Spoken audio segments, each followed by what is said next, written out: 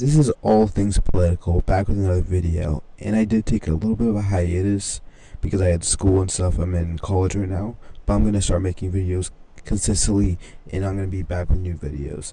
Now today, this is the outcome of the 2024 election. Now, I didn't make any videos before talking about it, but I will make a video recapping basically what happened and what this means for the future of the US, really. Now today we're gonna recap basically what happened. Now everybody knows what happened. Trump won in a landslide, but I think it's how he won that is the biggest thing. Now let's go from the start of the election cycle, where Trump and Kamala Harris. Kamala Harris comes in for Biden. Trump and Kamala Harris were head to head in the betting odds. Now people might say the betting odds is not a great predictor of what actually happens. That's what people were saying before, and they could be right. I think it is a good predictor with other uses and other things you can use to predict what the outcome of the election was. But nobody really could have predicted this big of a landslide. But it was neck and neck for a long time, but it eventually started coming that Trump had the lead. But right before election day, you hear Kamala Harris is having a surge. Kamala Harris is having a surge. Kamala Harris is having a surge in the battleground states. And people were starting to predict that Kamala Harris was going to win the election. I saw many videos of election people who were saying Kamala Harris was winning. I would say it was about 50-50 in the predictions. Kamala Harris and Trump. Now, it ended up being a Trump landslide, and we knew it by basically around 10 o'clock what the outcome of the election was going to be, and that Trump was going to win. Now, it was depending on how big of a margin and which states if he would end up winning all 7 battleground states, which is looking like he will. He's leading in Nevada and leading in Arizona, and it's looking like he's going to hold on to them. So he's going to project it to win all 7 battleground states, which is insane.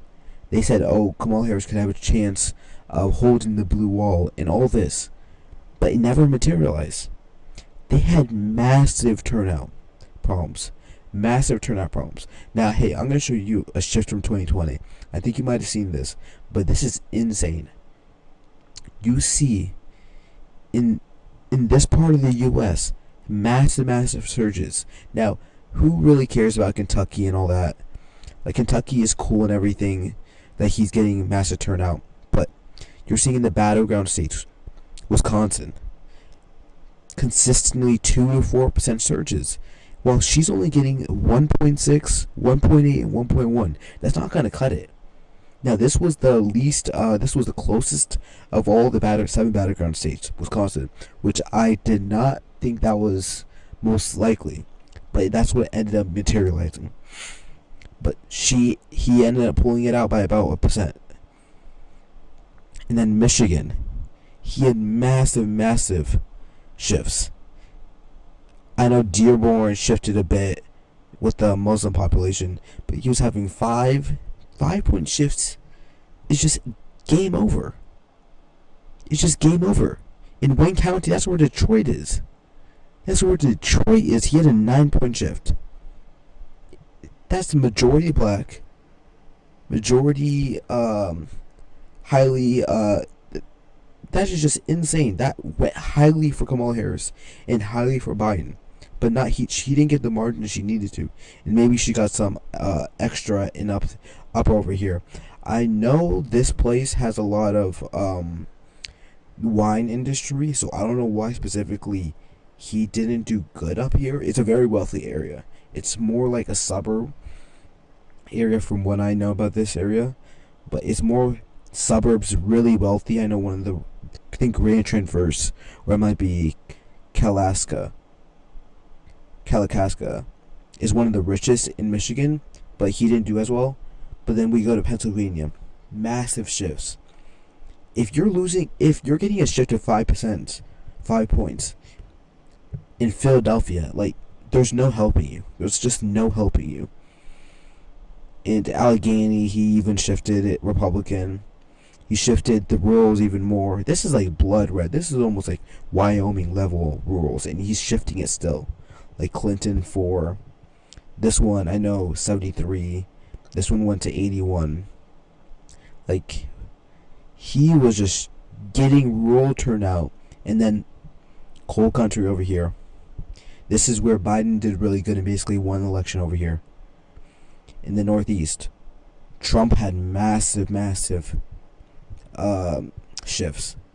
And that's what he needed to win the state. We can go on to Georgia.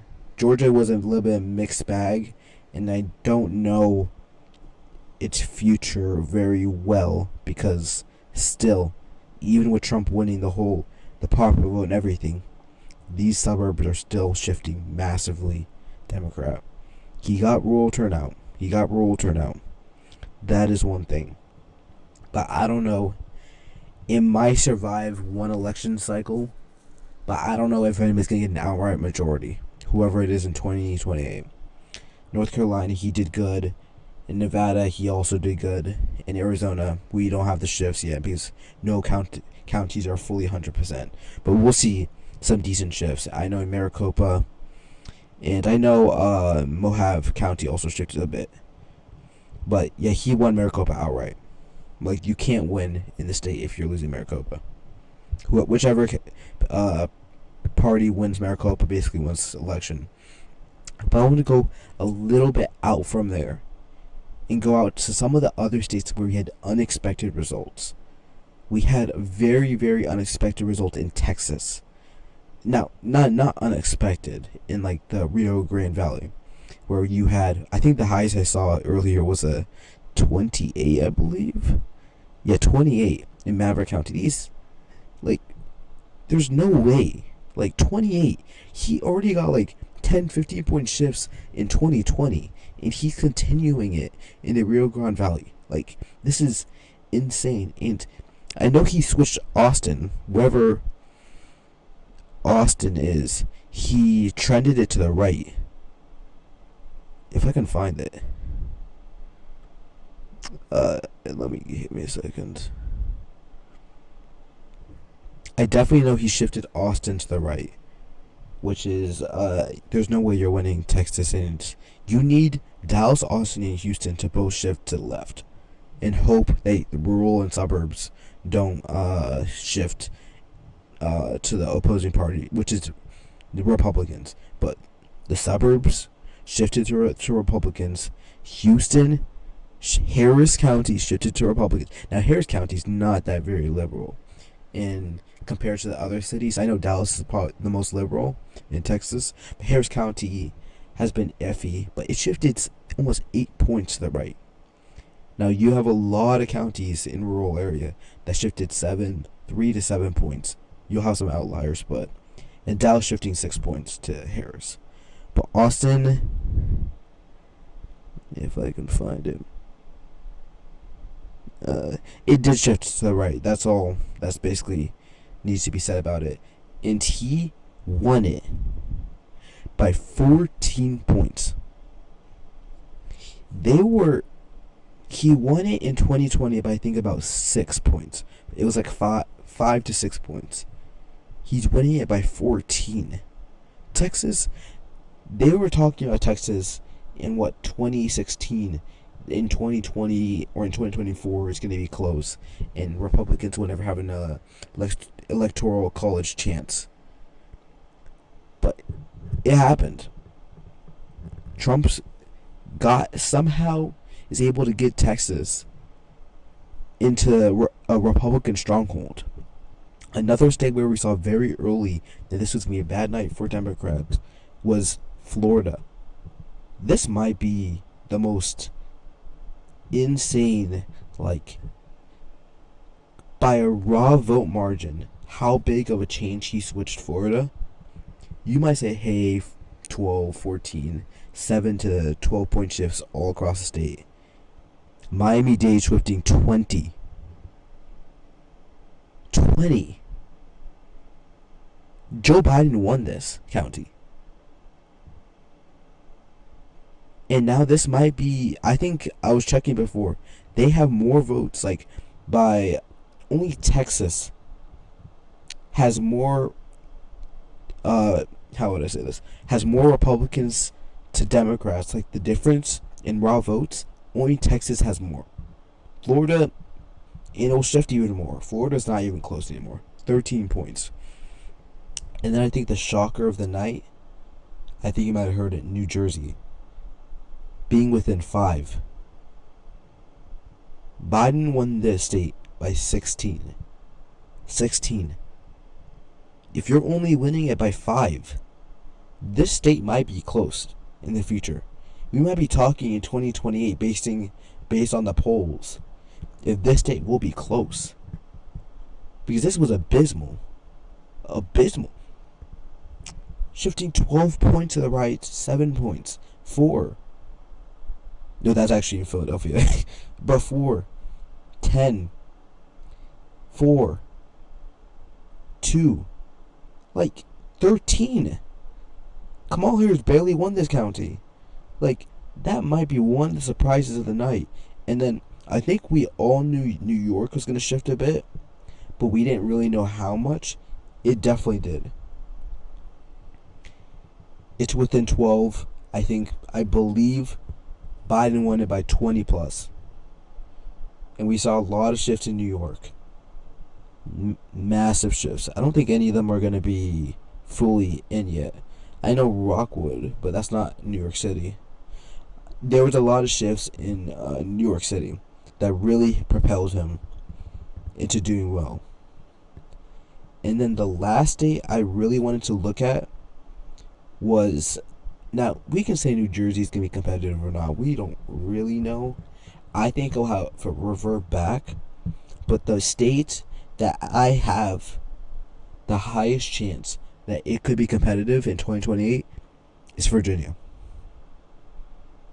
Virginia. Glenn Youngkin won it in 2022. It had massive shifts. And these are rich areas. Like, it almost baffles the mind how these are some of the richest areas in the U.S. These are basically just government workers who go to Washington D.C. and come back. See, Washington D.C.'s right here. That's all they do. It is shifting massive. 13, 7, 9. I know, where is...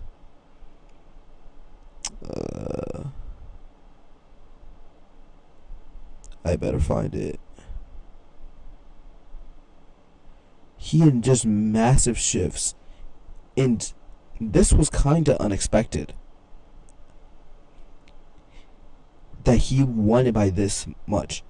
5 points. People were projecting, hey, Harris could win it by 8 to 10. He halves it. And it just had massive shifts. He got rural turnout to come out. These are already 84 to 16. He got even more turnout out of these states, which is unbelievable. And I predict this will be a competitive state. Now, I still think it will be tilt D, whoever the candidate is. This will be tilt D, Virginia. But this next election in 2028, now this is a bit far out, but I believe PA will be tilt R. Michigan and Wisconsin. Michigan, I think, will be very, very slightly tilt R, and Wisconsin will be a toss-up. Georgia will be clearly a toss-up. In Arizona, that's another hard one. I think it'll be tilt R. In Nevada, probably lean R. Like, Nevada's not going to be close. Nevada's gone with how Latinos are working. And that's another thing. Latinos won this election. Men, I believe, shifting over like 20 points to the right. Like, that's why he won Arizona and Nevada, because of Latino men. And PA has a decent sized Latino population, but that's not really the reason why he won. He won Pennsylvania because of working class votes. And I think one of the last things of a massive shift we didn't see is in the Northeast. Trump doing this well in the Northeast, shifting almost every single one of these. These are not traditionally Republican. Now, Vermont, you can expect. I know they have a very rich demographic, but they're very, very rural. So Vermont, you could have seen. New Hampshire is kind of rural also. But you're just seeing massive shifts all across the U.S. Now this is game changing. Kamala Harris, this wasn't even close. And I don't know where the Democrat Party is going to go from here. They're going to have to find a different coalition, which that's a whole different conversation, because if they're losing Latino men by this pace, like, New Mexico is going to be close soon. Which I think New Mexico had some decent shifts. It wasn't game breaking. I know the border areas had massive shifts, but it was like a decent margin shift. It was like really with the U.S. with the rest of the country. Kamala Harris won it by 6. It was predicted like 9, 8. So it wasn't like an insane shift, but it was hopeful. Now you would like to see more New Mexico, but he won the election. It's whatever. But I think all these things compounded is really where Donald Trump won, with Latino men, the working class and the Rust Belt, able to